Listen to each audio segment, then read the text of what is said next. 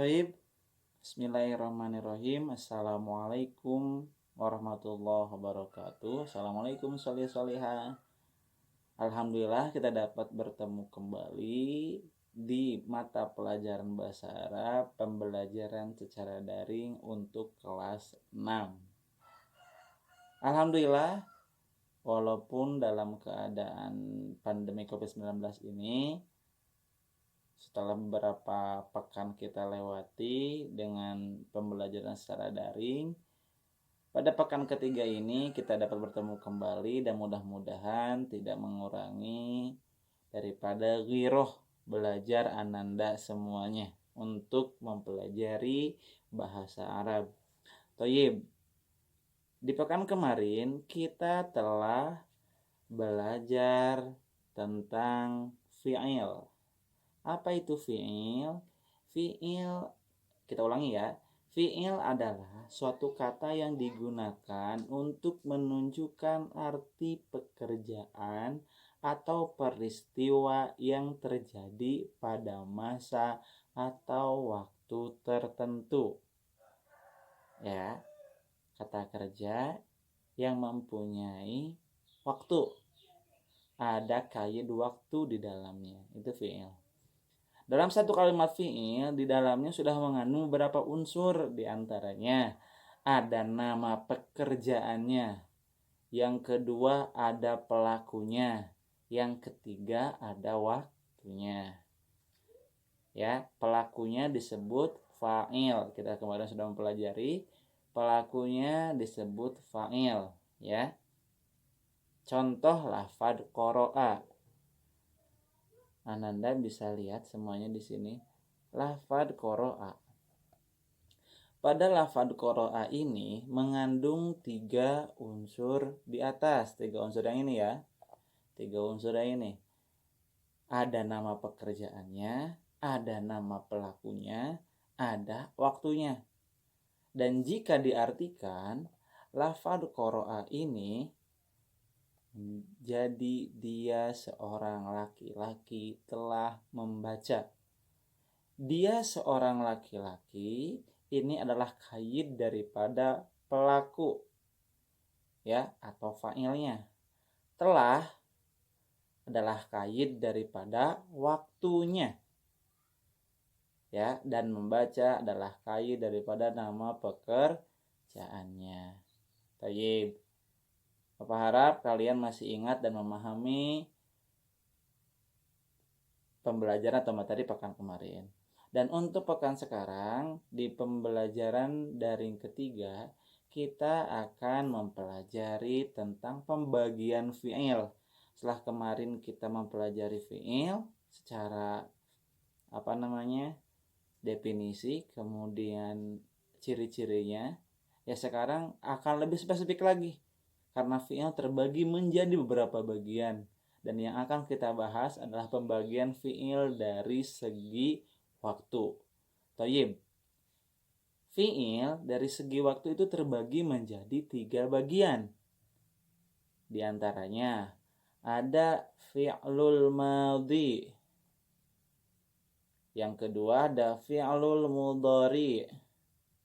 Yang ketiga ada fi'lul amri.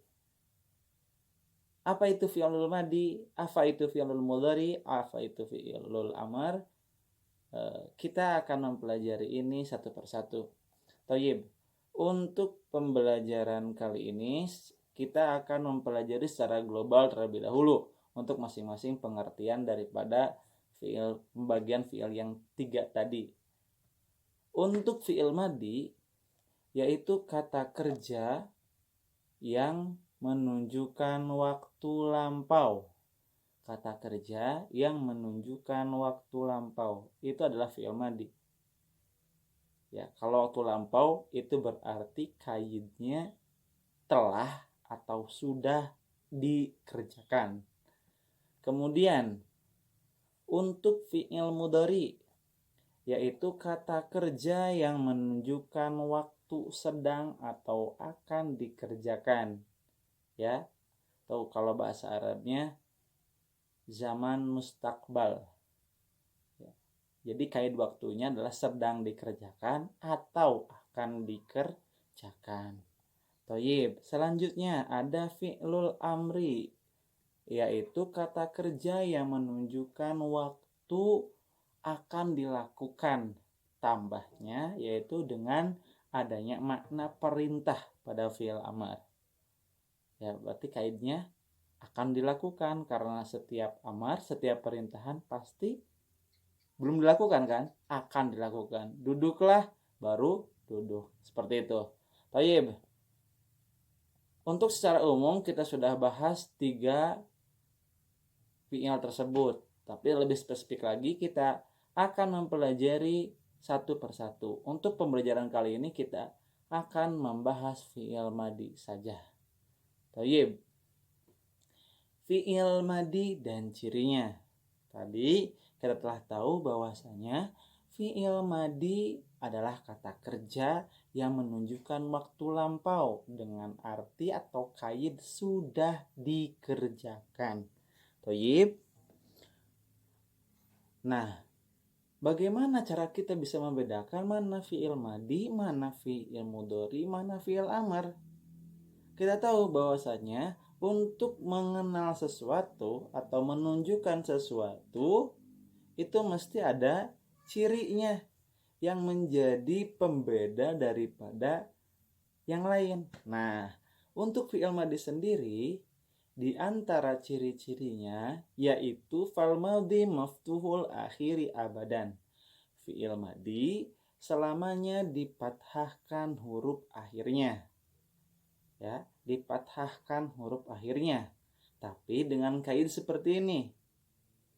Kalian perhatikan apa yang Bapak sampaikan baik-baik. Fi'il madi selamanya dipathahkan huruf akhirnya selama tidak ada atau tidak bertemu dengan domir marfu.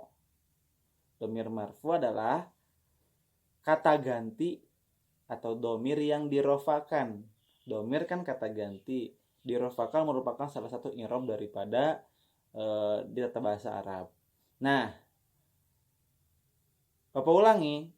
Di awal tadi kita sudah bahas bahwasanya di setiap fi'il pasti ada fa'ilnya. Dan yang dimaksud domir yang dirofakan ini adalah fa'il daripada kata kerja yang ada pada fi'il madi. Ya, coba kalian perhatikan baik-baik. Setiap fi'il pasti ada fa'ilnya. Ya, pekerjaan atau kata kerja pasti ada yang melakukannya. Dan yang melakukannya itu pasti beda-beda. Ada laki-laki, ada perempuan, ya kan? Ada satu orang atau lebih, ya kan? Ada yang di hadapan kita atau yang dibicarakan. Nah, kan banyak ya. Dan domir itu jika dijumlahkan kurang lebih ada 14. Oleh karena itu perubahan fi'il madi pun ada 14. Ya. Terlalu panjang bahasannya, kita bahas dulu. Itu nanti akan kita bahas ya. Untuk sekarang kita akan bahas secara definisi saja. Bapak ulangi, fi'il madi adalah kata kerja yang menunjukkan waktu lampau.